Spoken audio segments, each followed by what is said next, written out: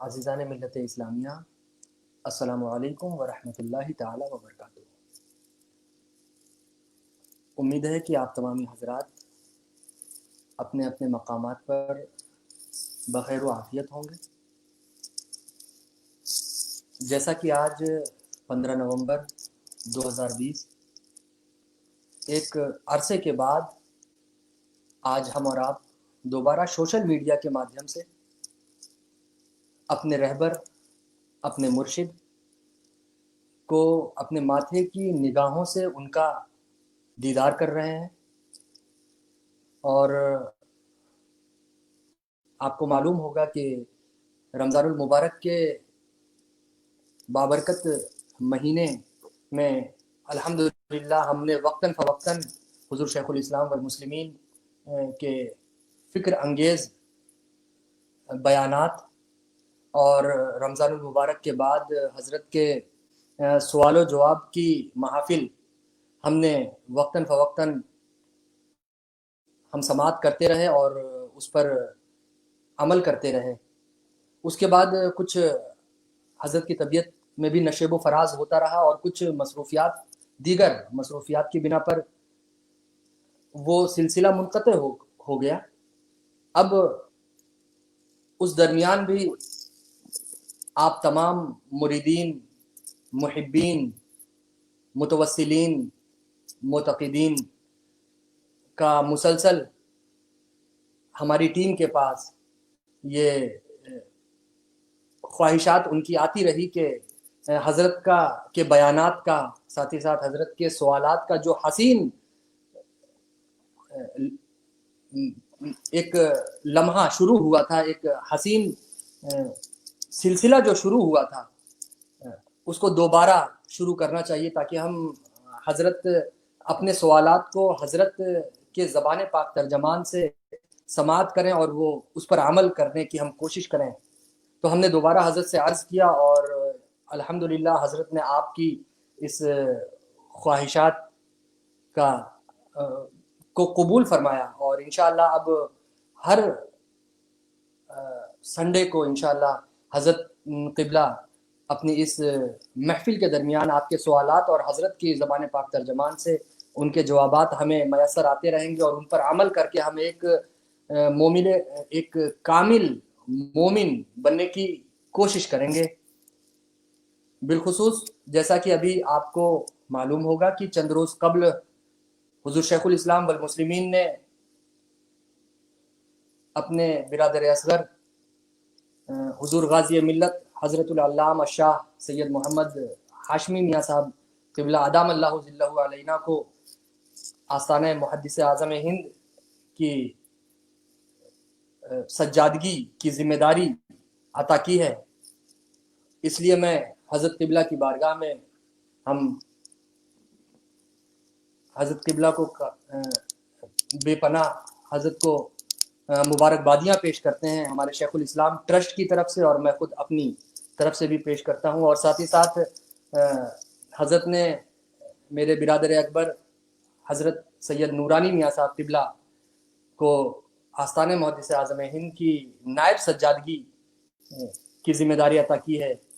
انہیں بھی ہم اپنے دل کی گہرائیوں سے مبارکباد پیش کرتے ہیں، اور یہ امید رکھتے ہیں کہ حضرت نے انہیں جو ذمہ داریاں عطا فرمائی ہیں ان ذمہ داریوں کو بڑی ذمہ داری سے انشاءاللہ تعالی وہ ادا فرمائیں گے اور انہیں آگے لے کر چلیں گے، اور حضرت کی امید پر انشاءاللہ تعالی کھرے اتریں گے انشاءاللہ تعالی۔ اب سوال و جواب کی محفل کے سلسلے کو ہم شروع کرتے ہیں۔ تو آج کی محفل کا پہلا سوال عزیزان ملت کسی نے کیا ہے کہ سنت نماز کو ترک کر کے صرف فرض نماز پڑھنا کیسا؟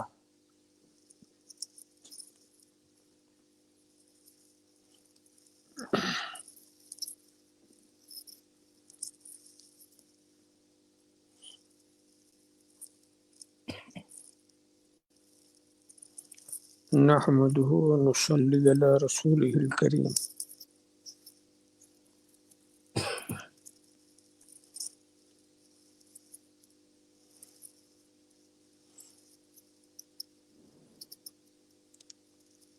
یہ سوال بھی عجیب ہے.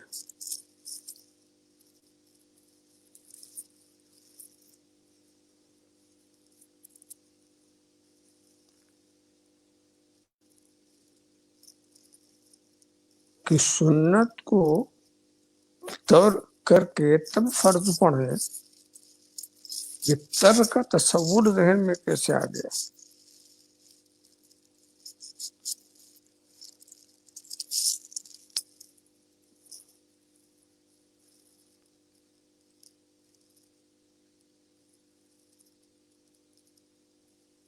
یہ بہت پست خیالی کا تصور ہے.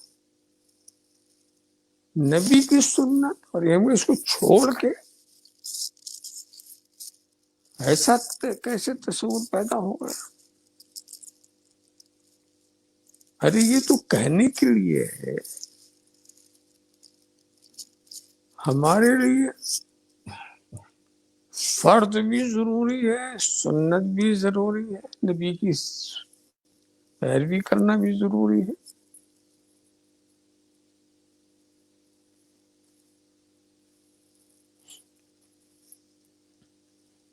یہ سنتیں جو ہے نہ جانے کتنی کمیوں کو درست کر دیتی، ان کا رہنا اس لیے بھی ضروری ہے. اور سنت چھوڑنے والا جو تصور ہے یہ مجھ پر بہت بھاری محسوس ہو رہا ہے. وہ نبی جس کی سنت تم چھوڑنا بھی چاہو تو نہ چھوڑ سکو، فرض کا نام آپ نے لیا،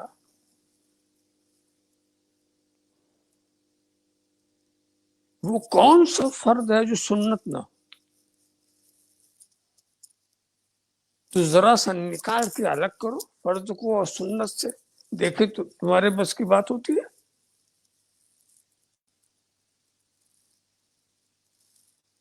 بلکہ بنیادی طور پر ہر چیز سنت ہے، جس میں کسی کو فرض کر دیا گیا، کسی کو واجب کر دیا گیا، کسی کو مستحب کر دیا، سنت سبھی ہے.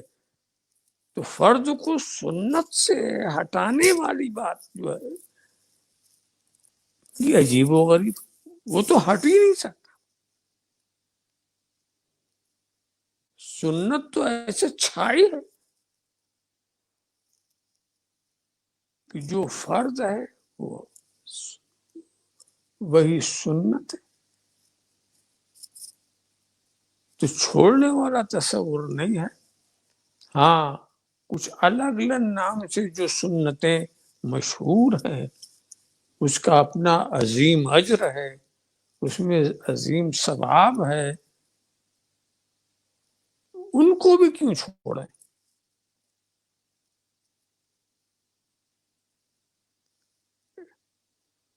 دیکھیے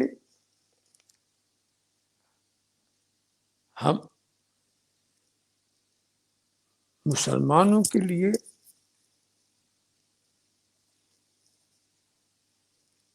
یہ نہیں دیکھتے، اس طرح دیکھنے بھی نہیں چاہیے کہ یہ کس پائے کی سنت ہے، وہ کس سنت سب ایک ہی پائے کی ہوتی ہے.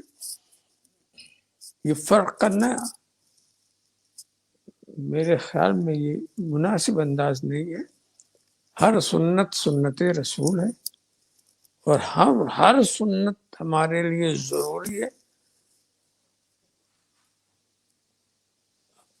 اب اس میں جو یہ کہہ دیا کہ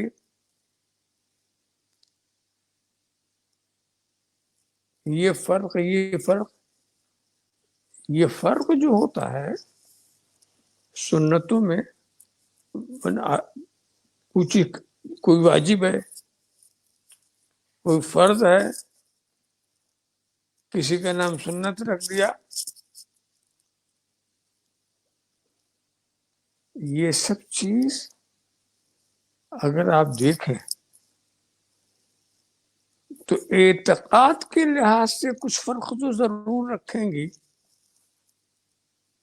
مگر عمل کے لحاظ سے سب یکساں ہی.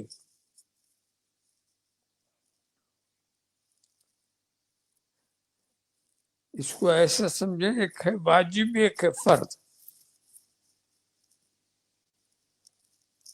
عمل کے لحاظ سے دونوں ضروری. اعتقاد کے لحاظ سے کچھ فرق ہو جاتا ہے کہ اس کا انکار کوئی کرے گا تو کیا ہوگا، اس کا انکار کرے گا تو کیا ہوگا، عقیدے کے لحاظ سے. مگر عمل کا عملاً تو سب ضروری ہے.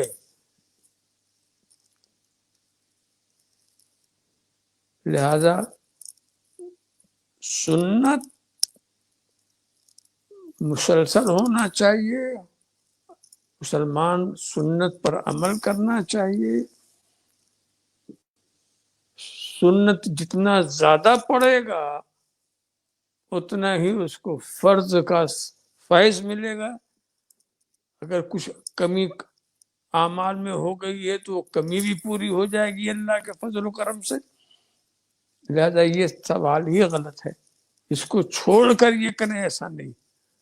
اس سے ہم چھوڑ کیسے سکتے ہیں؟ سنت کو ہم فرض سے چھوڑ کیسے سکتے ہیں؟ دونوں ایسا لگے ہوئے ہیں کہ چھوڑیے گا تو دونوں چھوٹ جائے گا. تو عزیزان ملت دیکھیے، مختصر سے وقت میں حضرت نے ہماری کتنی اچھی رہنمائی فرمائی. اور حضرت حضور شیخ الاسلام والمسلمین کا ایک شعر ہے، نبی سے ہٹ کر کبھی کسی کو خدا ملا ہے نہ مل سکے گا. نبی سے ہٹ کر کبھی کسی کو خدا ملا ہے نہ مل سکے گا. خدا کے بندے نبی کا ہو کر خدا خدا کر، خدا خدا کر. خدا کے بندے نبی کا ہو کر خدا خدا کر، خدا خدا کر. اب ہم سوالات کی اس فہرست میں اگلے سوال کی طرف اپنا رخ کرتے ہیں. آگے کسی نے سوال کیا ہے کہ رمضان میں انتقال کرنے والے پر کیا انعامات ہوتے ہیں؟ کیا کچھ تیاری کی ہے جہاں جانے کی؟ ارے نماز تو خود ہی خدا کا انعام ہے، اس سے بڑا انعام کیا ہے؟ رہتا ہے تو انعام دیتا ہے، اور رمضان کے اندر رہنے والا جو ہے اگر اس کا وصال ہو جاتا ہے رمضان شریف کے مہینے میں، پھر تو اللہ کی رحمت سے حساب کتاب ہوتا ہی نہیں. جا کر کے قبر میں سو گیا،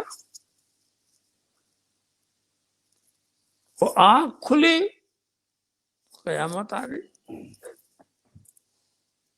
وہ انعام کا مہینہ ہے، انعام کی بارشیں ہوتی رہتی ہیں رات دن صبح شام. تو ان انعامات کو حاصل کرنے کا طریقہ ہونا چاہیے کہ اس کے انعامات زیادہ سے زیادہ ملے. اس میں توبہ و استغفار ہے، درود کی کثرت ہے، عبادت کا تسلسل ہے. انعام تو اتنے ہیں کہ اس کو ہم لے بھی نہیں سکتے، لینے کا سلیقہ ملنا چاہیے. سبحان اللہ، سبحان اللہ. اگلا سوال ہے، کسی نے کیا ہے کہ what is the difference between Muslim and مومن؟ ایک مسلمان اور مومن کے درمیان فرق کیا ہے؟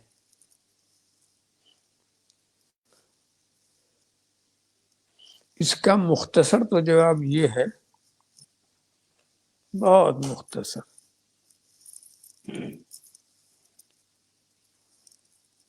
مصداق کے حساب سے جو مسلمان ہے وہی مومن ہے، جو مومن ہے وہ مسلمان ہے. ہر مسلم مومن، ہر مومن مسلم. ایسا نہیں ہے کہ کچھ الگ ہو مومن اور مسلم. تو یہ ہوا مصداق کے لحاظ سے. اور مفہوم کے لحاظ سے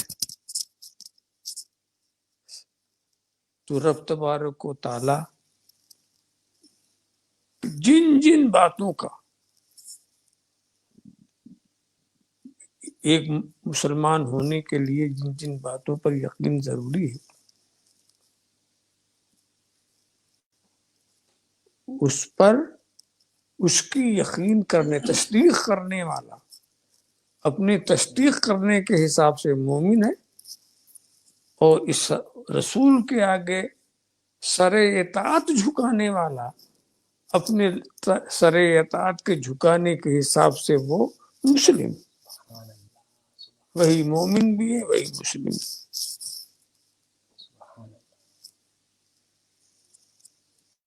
سبحان اللہ سبحان اللہ۔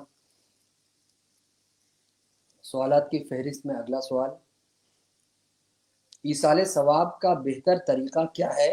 کیا مرحوم کو پتہ چلتا ہے کہ کس نے بھیجا ہے؟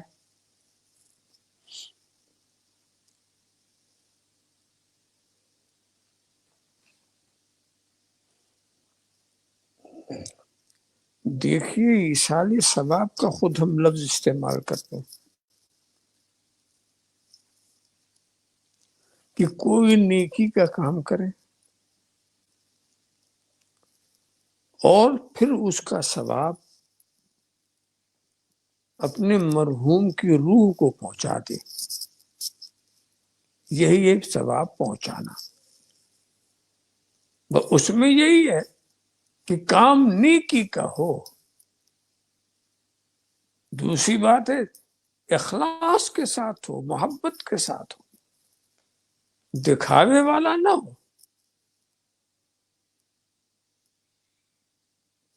عمل کیا، اور یہ بھی رب کی مہربانی ہے کہ رب تبارک و تعالیٰ وہ ثواب یہ خود ہی دیتا ہے، ہم اسی سے کہتے ہیں کہ ہماری طرف سے تو اس کو یہ ثواب وہاں بھیج دے، تو سارے تو اسی کا دین ہے، اس میں ہمارا کیا ہاتھ ہے؟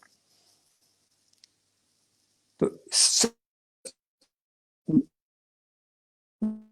ایصال ثواب کا کام کرنا اور اس کو اپنی کسی بھی مرحوم کے روح کو پہنچا دینا، سب سے بہتر کون ہے؟ جو اخلاص کے ساتھ ہو، محبت کے ساتھ ہو، دکھاوا نہ ہو جس میں، سب سے بہتر وہ ہے۔ سبحان اللہ سبحان اللہ۔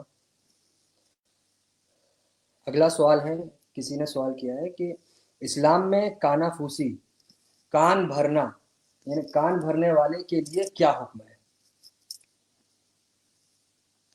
دیکھیے، کانا پھوسی جو ہے، سمجھا، یہ غیبت ہے۔ اب اس کو چاہے کانا پھوسی کریں، غیبت کرنا، اور غیبت بہت ہی خراب چیز ہے۔ کسی کے پیٹھ پیچھے اسے برائی کرنا، یہ ایسا کہ جیسے کوئی اپنے بھائی کا گوشت کھاتا ہو، مردار بھائی کا گوشت کھائے، یعنی کتنی خراب چیز ہے۔ تو یہ نہایت خراب چیز ہے۔ یہاں ایک چیز سمجھ میں آ جانا چاہیے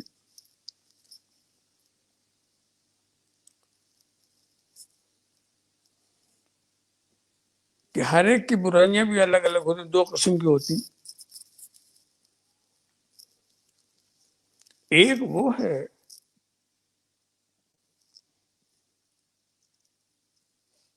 جس کی برائی کا اثر کس کی برائی سے دوسرا کوئی متاثر ہو، اس پر اثر پڑے،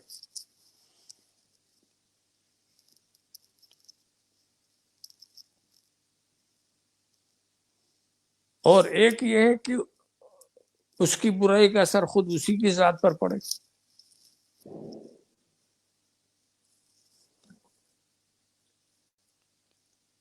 تو اگر آپ کے کسی کا عمل، برے عمل سے کسی کا نقصان ہو رہا ہو، بری عادت سے کسی کو نقصان ہو رہا ہو، تو آپ کی اس بات کو بتا دینا یہ برائی نہیں ہے، یہ اس کو بچانا ہوتا. جیسے کہ جن سے دوسرے نقصان، مثال کے طور پر ایک چور ہے، چور جو ہے اگر چوری کرتا ہے تو کسی کے بھی نقصان ہو سکتا ہے. تو اب اگر ہم یہ بتا دیں کسی کو کہ فلاں شخص چور ہے،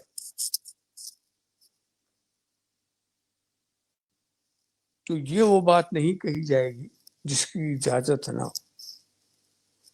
یہ گمراہ ہے، برائی تو کوئی اس کی، مگر یہ وہ برائی نہیں ہے جس کا بیان نہ کیا جائے. یہ ڈاکو ہے، یہ وہ برائی نہیں ہے جس کا ذکر نہ کیا جائے. تو غلط لوگ جو دوسروں کو نقصان پہنچاتے ہیں، ان کی باتیں اگر آپ کو معلوم ہو تو اس کو بتانا، یہ کوئی برائی بات نہیں ہے، اور اس کو غیبت بھی نہیں کہتے، وہ نہیں کہتے. اس لیے کہ اگر آپ نہیں بتائیں گے تو دوسرے اس سے کیسے بچیں گے؟ دوسروں کو پتا چلنا چاہیے نا کہ یہ چور ہے، یہ ڈاکو ہے، یہ جھوٹا ہے، یہ دھوکے باز ہے. یہ بتانا چاہیے، یہ ہونا چاہیے. تو اس کو غیبت میں نہیں رکھتے، مگر کوئی شخص ہے جس کا نقصان اسی کو، مثال کے طور پر مسلمان تو ہے مگر بدقسمتی دیکھو کہ نماز نہیں پڑھتا، یہ بھی تو عیب ہے. نماز نہیں پڑھتا، عیب تو ہے، مگر اس نماز نہ پڑھنے کا نقصان اس کے پڑوسی کو نہیں ہو رہا، اسے کسی اور کو نہیں ہو رہا، یہ اسی کو ہو رہا. یہ ایسا ہے بھائی جو وہی جانتا ہے. ایسے وہ وائف کو اگر آپ نے چھپایا، اس کو رسوا ہونے سے بچایا، تو اللہ سے امید رکھے کہ جب اس کے بندے کے عیب کو تم چھپاؤ گے تو رب تبارک تعالیٰ تمہارے بھی عیب کو چھپائے گا. مگر وہ یہی عیب کہ جس کا دوسرے پر اثر نہ پڑے. ماشاء اللہ، سبحان اللہ. اگلا سوال ہے کہ اکثر بارش کے مہینے میں قبرستان میں پھول پتیاں وغیرہ بہت بڑھ جاتی ہیں، تو ان کو قبر سے ہٹانا کیسا ہے؟ اس میں ایسا پھول پتیاں تو ویسے بھی اگر قبروں پر آئیں تو رحمت کا باعث بن جاتی ہیں، مگر اس سے اگر آپ دیکھیں کہ قبرستان میں گندگی ہو رہی ہے، یہ ہو رہی ہے، تو اس کو ہٹا دیجیے، ہٹا کے کنارے کر دیجیے. ورنہ پھول پتی تو ایسی چیز ہی ہے کہ وہ گرتی بھی رہے تو کوئی حرج نہیں، مگر وہ گندگی کی وجہ سے کچھ ایسا ہو تو پھول پتیوں سے تو کیا گندگی دوسرے ادھر ادھر کے کوڑے کڑکڑ آتے ہیں اس سے پیدا ہوتی ہوگی.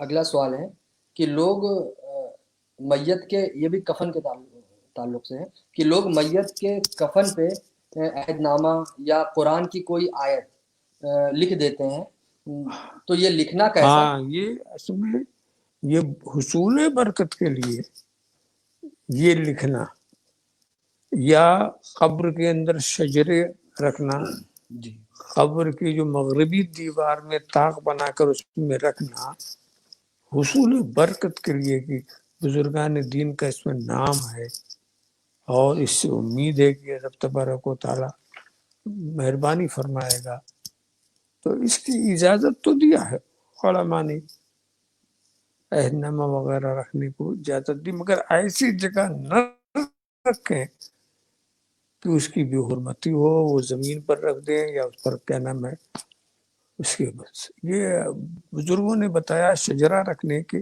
تو شجرہ جس طرح سے رکھا جا سکتا ہے ویسے کوئی بھی چیز رکھی جا سکتی ہے، اور اس میں یہی ہے کہ اس کی مغربی طاق میں اوپر طاق بنا کر اس پہ رکھ دیا جائے اور وہ نیچے زمین پر نہ آئے، اس کی بے حرمتی نہ ہو۔ اب اگلا سوال ہے، کیا تہجد کے لیے سونا ضروری ہے؟ اصل میں ایسا ہے، پہلے تہجد سمجھنے سے، تہجد ہے کیا؟ رات کی وہ نماز جو ایک نیند کے بعد ہو،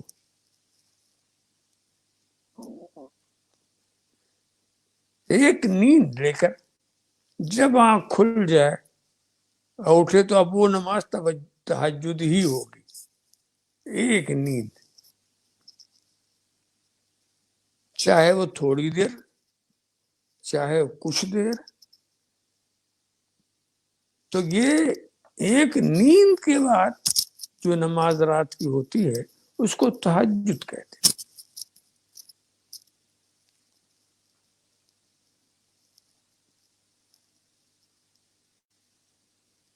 تو اور اگر کچھ لوگ رات بھر سوئے ہی نہ، تو وہ کیسے تہجد؟ تو جس معنی میں ہم تہجد کریں اس معنی والی تہجد تو انہوں نے ادا نہیں کی، مگر اس وقت میں نماز پڑھی جبکہ تہجد پڑھی جا سکتی تھی، تو پوری رات جاگ کر وہ عبادت کر رہے ہیں،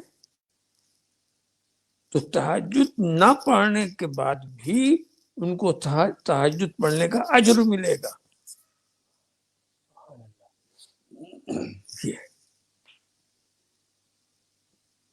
اور ایک وہی اصطلاحی معنی والا تہجد والا، تو وہ اس کے لیے ایک نیند چاہیے، ورنہ ایک ہے اجر والا معاملہ، تو رات بھر رات جاگتے رہے نماز پڑھتے رہے اجر ملے گا ہی۔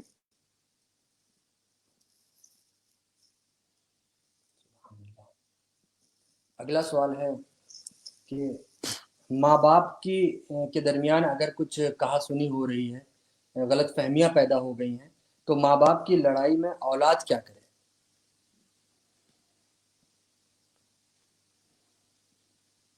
اولاد کی سعادت مندی تو یہ ہے کہ دونوں کی اطاعت کرے، دونوں کی فرما برداری کرے، دونوں میں کسی کو بھی تکلیف نہ پہنچائے، اور دونوں کے لیے دعا کرے کہ اللہ ان کے دماغ کو صحیح کر دے۔ ماں باپ کا درجہ بہت زیادہ ہوتا ہے، اور بچوں کے لیے ماں باپ رحیم و کریم ہوتے بھی ہیں۔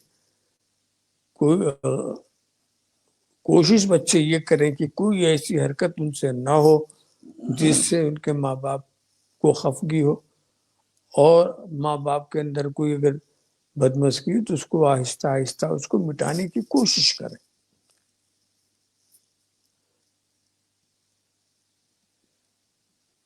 سبحان اللہ۔ اگلا سوال بھی ماں باپ کے تعلق سے ہی ہے، اگر ماں باپ غلط راہ پر ہیں اور سمجھانے پر بھی نہیں سمجھ رہے ہیں تو تب اولاد کو کیا کرنا چاہیے؟ اولاد کو ہر حال میں فرما بردار رہنا چاہیے۔ ماں باپ اگر غلط ہیں ان کو سمجھانے کی کوشش کریں، وہ الگ بات ہے، اور پھر وہ بھی وہی دعا کے مشتاق ہوتے ہیں کہ وہ سمجھ نہیں پا رہے ہیں، اللہ ان کو سمجھ دے، مگر آپ سختی نہیں کر سکتے. ماں باپ پر کوئی سختی نہیں کر سکتے. اسی کو سمجھاؤ کہ بھئی تم ماں باپ کی طرف سے کوئی اگر تمہارے پاس ذاتی ہو تو یہ سمجھ لو کہ اللہ کی طرف سے ایسا ہوا ہے، اس میں ہمارے لیے کوئی بہتری ہے. ارے بھائی کہیں کوئی کھڑا ہے، رات کو بجلی گر گئی اس کے اوپر، یا گھر گر گیا مر گیا، تو گھر کو کیا سزا دیں گے یا بجلی کو کیا کہیں گے؟ تو اللہ کی طرف سے ایسا ہو گیا، تم اس پہ صبر کرو. یہ ناگہانی جو چیز مصیبتیں آ جاتی ہیں یہ سب من جانب اللہ ہوتی ہیں، اس میں کسی کو دوش دینے کی ضرورت نہیں. تو تم یہی سمجھ لو کہ تمہارے ماں باپ جو ہیں وہ ایک آفت ناگہانی کے طور پر ہمارے سر لگ گئے، تو سوائے دعا اور استغفار کریں. استغفار اس کے لیے بھی ضروری ہے کہ ماں باپ بھی ہم سے راضی رہیں. اس کے لیے غلط خیالات کے تعلق سے اگلا سوال ہے. کسی نے کیا ہے سوال کہ غلط خیالات کی وجہ سے گناہ ہو رہے ہیں، اس سے بچنے کا کوئی عمل پوچھا ہے. اپنے خیالات کو پابند کریں اور توبہ و استغفار، درود شریف کی کثرت، صوم و صلات کی پابندی. آپ جد و جہد کریں، خدا کی طرف چلنے کی کوشش کریں، رب تبارک و تعالیٰ اپنی طرف راستہ پہنچا دے گا.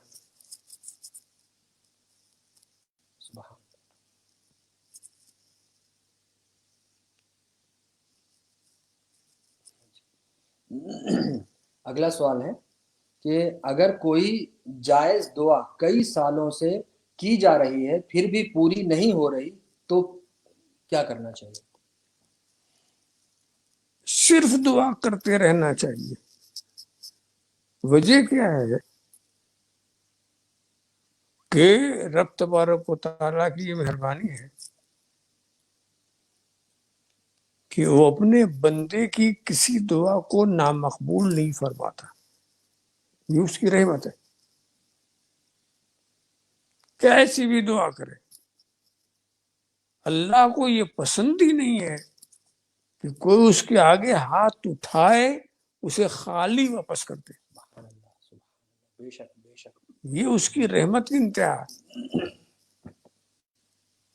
تو یہ تو یقین جانا چاہیے کہ آپ کی کوئی دعا مقبول ہوتی ہی نہیں. ہاں فرق ہوتا، فرق یہ ہے کہ انداز الگ ہو جاتا ہے.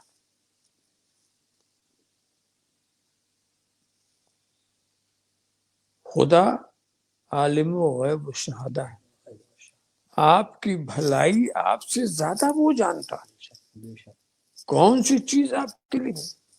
آپ تو ہر چیز مانگتے رہتے نا، ایسی چیز مانگتے ہیں جو آپ کے لیے نقصان دے، مگر رب تبارک تعالیٰ ایسی چیز دے گا جو آپ کے لیے فائدہ مند ہو. تو جو دعا آپ نے کی وہ تین میں سے کسی ایک طریقے سے ضرور مقبول ہوتی. ایک تو جو آپ مانگے اللہ وہی دے دے، ایک مقبولیت کا کہتا ہے جو مانگا آپ نے دے دیا. اور دوسرا طریقہ کیا ہے کہ جو آپ مانگے وہ تو نہ دے، اس سے بہتر دے دے جس کو تم جانتے بھی نہیں. یہ بھی دعا قبول ہوئے. جو چیز مانگا وہی دیا، یہ بھی دعا قبول ہوگی. جو مانگا وہ تو نہیں دیا، اس سے بہتر اعلیٰ افضل چیز دے دی. اور تیسری چیز کیا؟ کچھ نہیں دیا، ساری دعا کو قیامت کے لیے اسٹاک کر دیا، جتنی دعائیں کرو سب جمع. اب وہاں جب ضرورت ہوئی میدان قیامت میں تو اب یہ دعائیں کام آتی ہیں. اس دعا کے عوض میں یہ، اس دعا کے عوض میں یہ، مالا مال آدمی ہو جاتا ہے وہاں پر. تو یہ اسٹاک قیامت کے لیے رکھ دیا جائے، یہ بھی خدا کی مہربانی ہے. اور بعض بزرگوں نے تو یہی کہا ہے کہ جب خدا کی دین کا یہ حال ہے، ہماری کمزور دعائیں جو ہیں وہ بھی مقبول ہیں، تو وہ امید کرتے ہیں اللہ دنیا میں میری کوئی دعا قبول ہی نہ کر، سب وہیں کے لیے رکھ.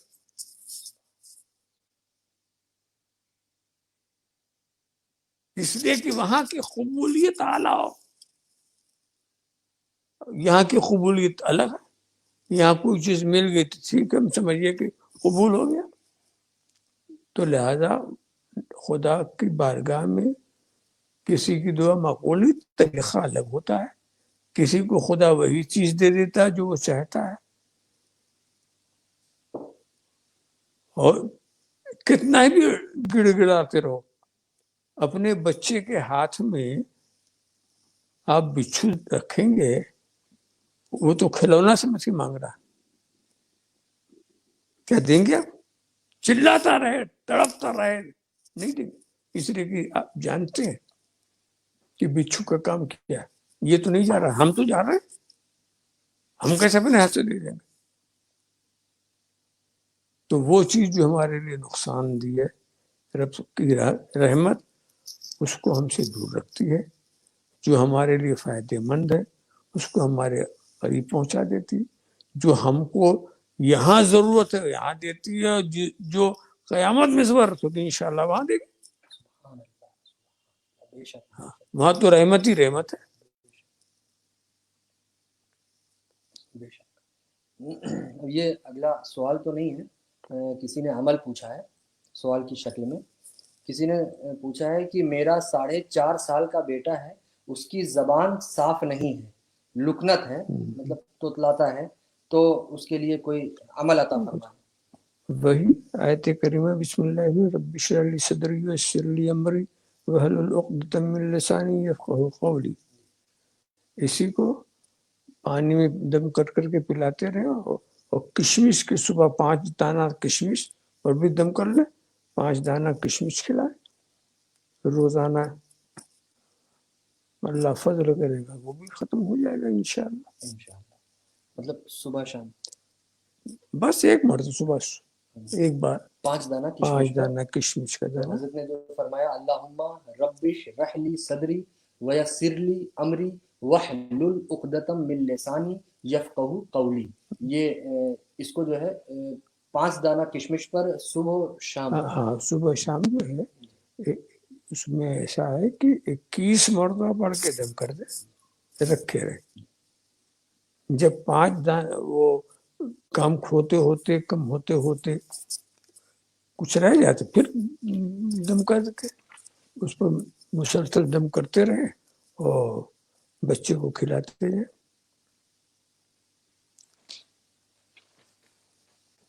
سبحان اللہ، سبحان اللہ. عزیزان ملت، اگلا سوال ہے، اب آخر کے 3 سوال بچے ہیں آج کی اس محفل کے. کسی نے سوال کیا ہے کہ مرحوم کی قبر میں سرکار دو عالم صلی اللہ تعالی علیہ وسلم کے منہ مبارک یعنی بال مبارک رکھنا کیسا ہے؟ قبر کے اندر نہیں رکھنا چاہیے، ادب کے خلاف ہے. اس کی زیارت کی جاتی ہے، قبر میں دفن توڑ کیا جائے گا. ایسی جہاں رکھیں جہاں برکت ہو اس کی زیارت ہو.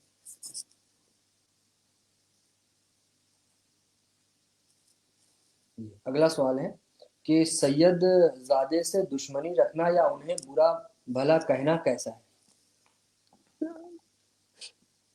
سارے مسلمانوں سے دشمنی رکھنا اچھا نہیں. سارے مسلمانوں میں کسی کو برا بھلا کہنا صحیح نہیں. سمجھا؟ اتنا سمجھ میں آ گیا کہ جو عام مسلمانوں کے لیے وہ ہے کہ ان کو برا نہ کہو، ان کو گالی مت دو، ان کو دکھ نہ پہنچاؤ. ہر مسلمان کوئی کسی مسلمان کو اذیت دے اس کی اجازت نہیں. یہ تو سائل عجیب و غریب ہے کہ ان سارے مسلمانوں میں اس نے سیدوں کو کیسے چن لیا. سوال بھی کرے تو سیدوں کے تعلق سے.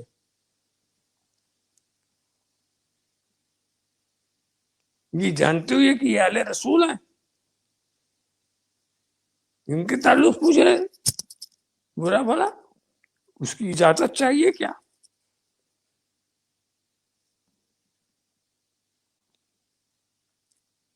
ہر مسلمان جو ہے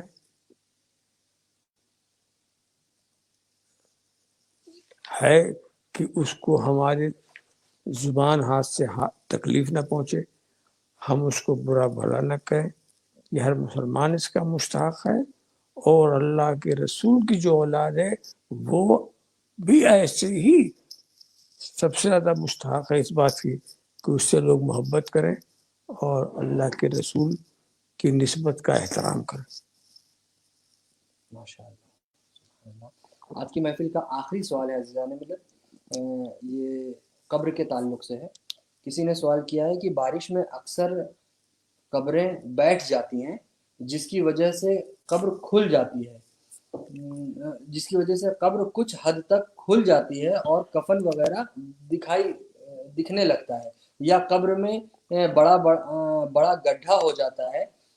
تو اس حالت میں میت کو نکال کر پھر سے دفن کریں یا اسی پر مٹی ڈال کر قبر صحیح کر دیں؟ صحیح طریقہ یہی ہے کہ کوئی وجہ نہیں ہے، مٹی اوپر آئے تو اوپر مٹی ڈال دیا جائے بس.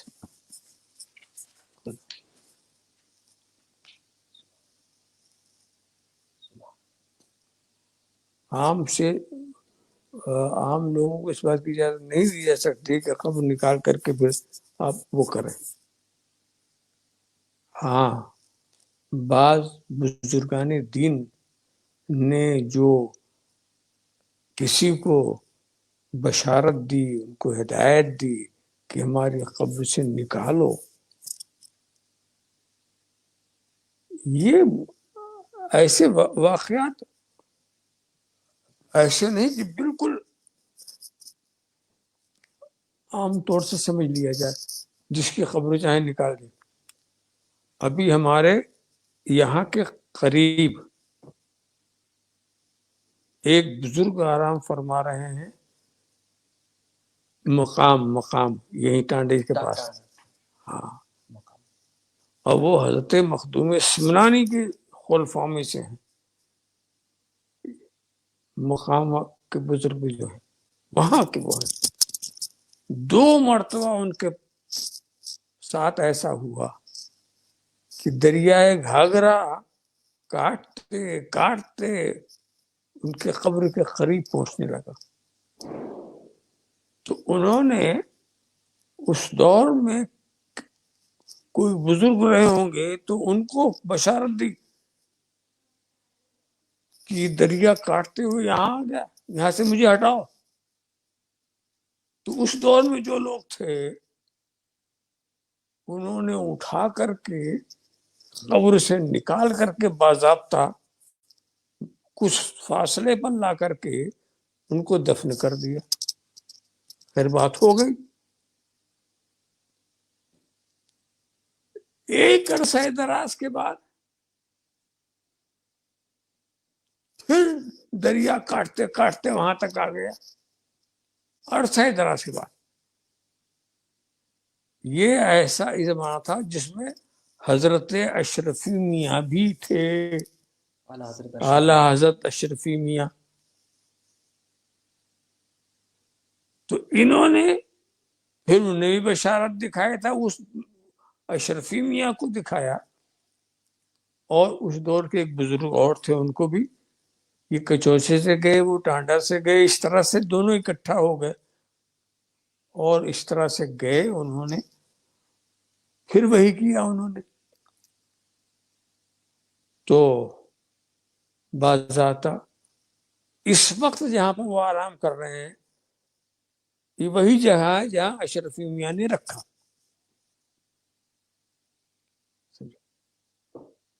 تو یہ شاذ و نادر، یہ بزرگوں کی کرامت، اور وہ الگ مثال ہے. اس کو مثال بنا کر ہم اس کو آگے نہیں بڑھا سکتے. اور وہ آستان بھی آج بہت ہی شان و شوکت والا. کیا نام ہے؟ شہباز. ہاں، آستانہ بہت بڑا ہے. مقام والے تو سب وہیں کے ہیں نا. زبردست آستانہ ہے. ایسے کچھ اور بھی سیدھا سیدھا ادھر ادھر واقعات ہوئے ہیں. بس یہی بند کر دینا ہی صحیح ہے، اس کو ڈھک کر دینا. سبحان اللہ.